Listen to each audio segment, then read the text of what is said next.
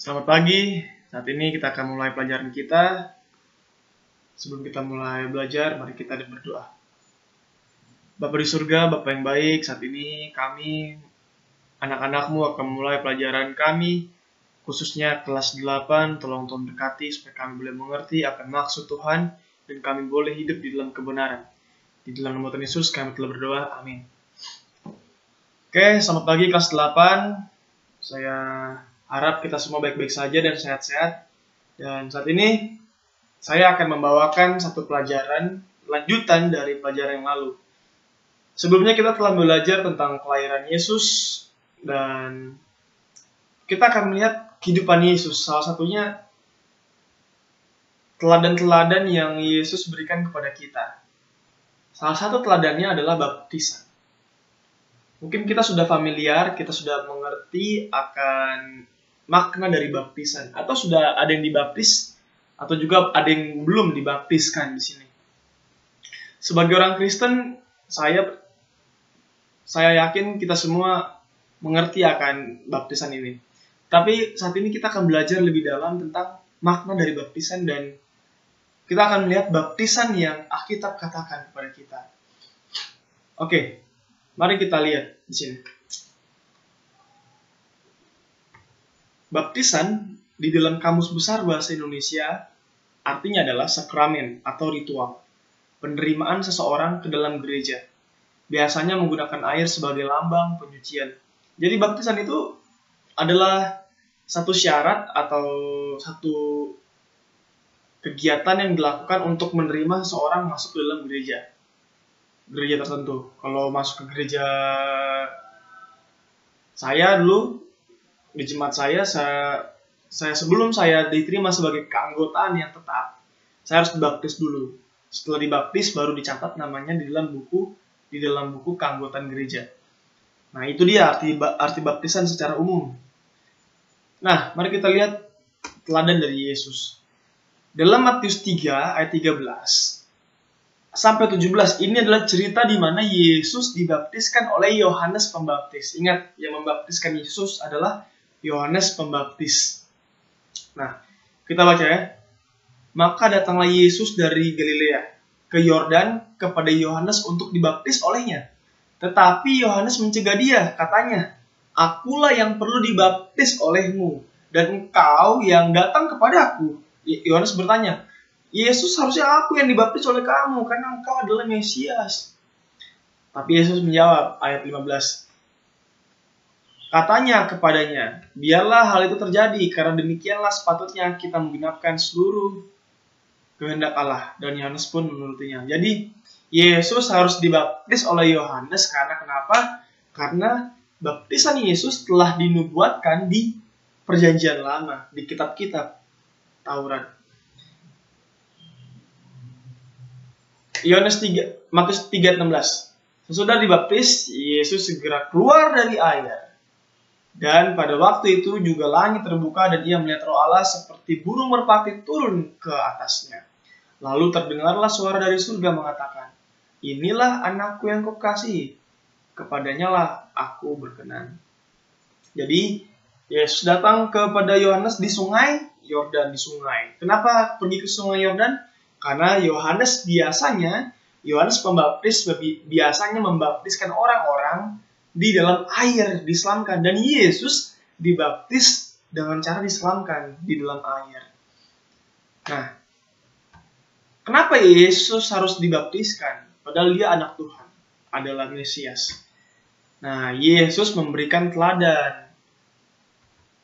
Yesus memberikan teladan bagi orang percaya untuk menerima baptisan. Yesus harus dibaptiskan supaya mengajarkan kepada kita orang-orang percaya untuk menerima baptisan yang Yesus terima. Yesus baptis, diselamkan, dan kita juga harus dibaptiskan dengan cara diselamkan. Nah, itu caranya. Kita perlu dibaptiskan karena Yesus juga dibaptiskan. Nah, baptisan adik-adik diambil dari kata baptizo. Baptizo itu bahasa asli dari baptisan. Diambil dari bahasa Yunani. Yang berarti, ini arti bahasa Yunani adalah, hafal yang 3 ini ya. Diselamkan, dicelupkan, dibersihkan. Diselamkan, dicelupkan, Kalau kita makan biskuit, bagaimana dicelupkan ke dalam susu? Dicelupkan, dimasukkan ke air, lalu dikeluarkan lagi.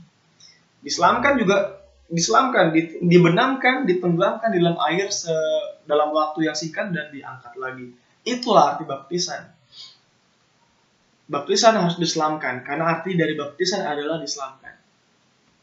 Nah, adik-adik, baptisan adalah perintah Yesus. Dalam Matius 28 ayat 19 dan 20.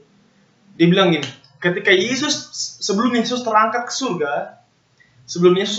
surga, Yesus berkata kepada murid-muridnya, kepada para rasul. Dibilang apa?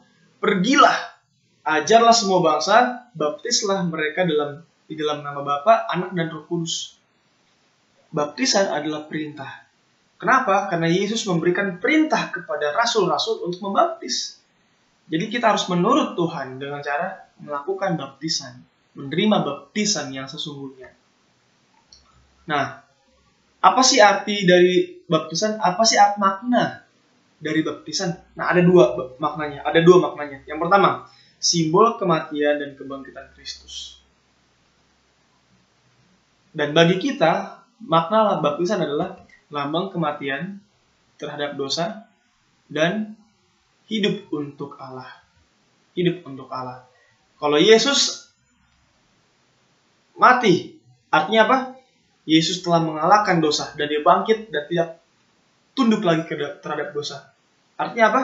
Yesus telah mengalahkan dosa dan dosa tidak menang melawan Yesus. Oleh karena itu lambang dari baptisan adalah lambang kematian terhadap dosa dan hidup untuk Allah.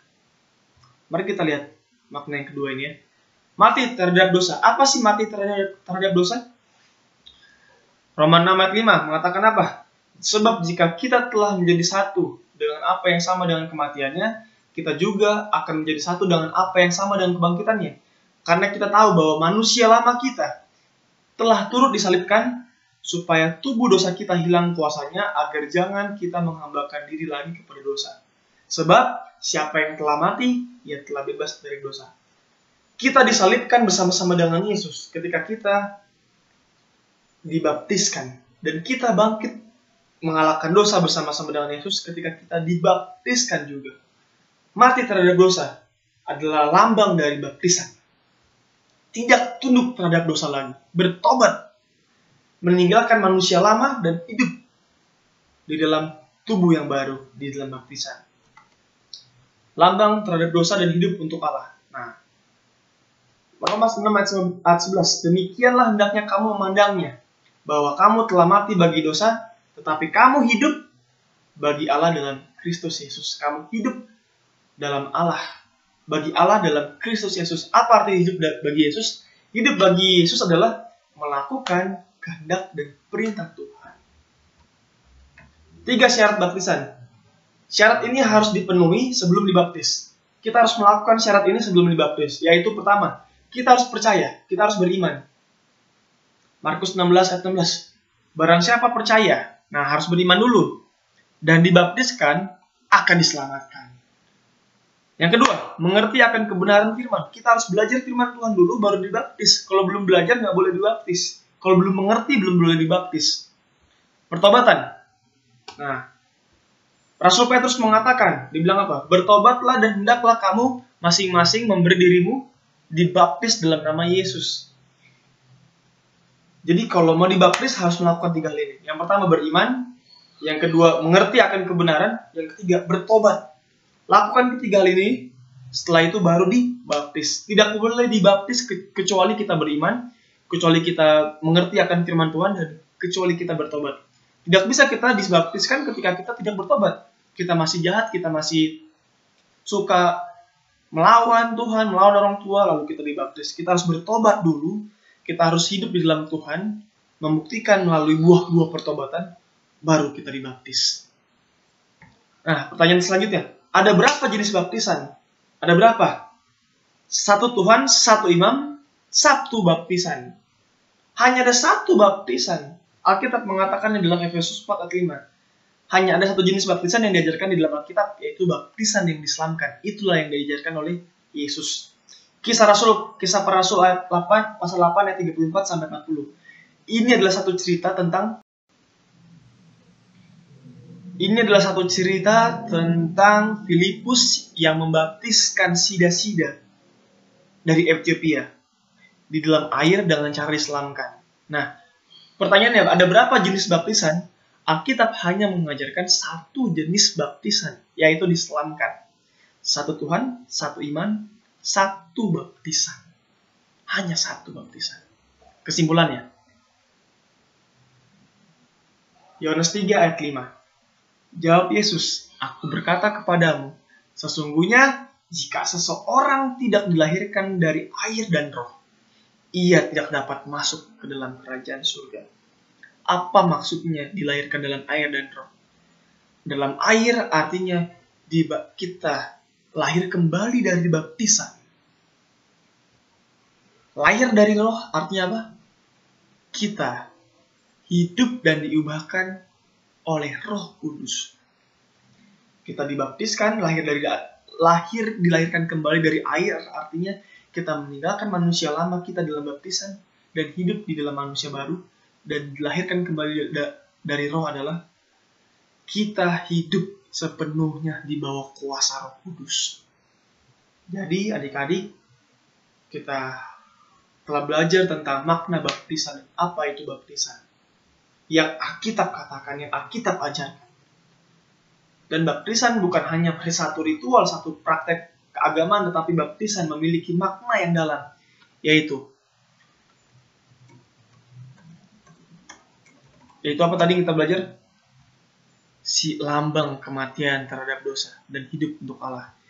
Kita harus mati terhadap dosa. Kita harus mematikan semua dosa kita, mematikan manusia lama kita, dan hidup untuk Allah selama-lamanya. Kiranya Tuhan Yesus memberkati kita semua. Jika ada pertanyaan mengenai baptisan, tolong tanyakan di kolom YouTube atau hubungi saya secara pribadi. Nanti saya akan jawab pertanyaan-pertanyaan kalian. Sekian pelajaran kita hari ini. Tuhan Yesus memberkati. Amin.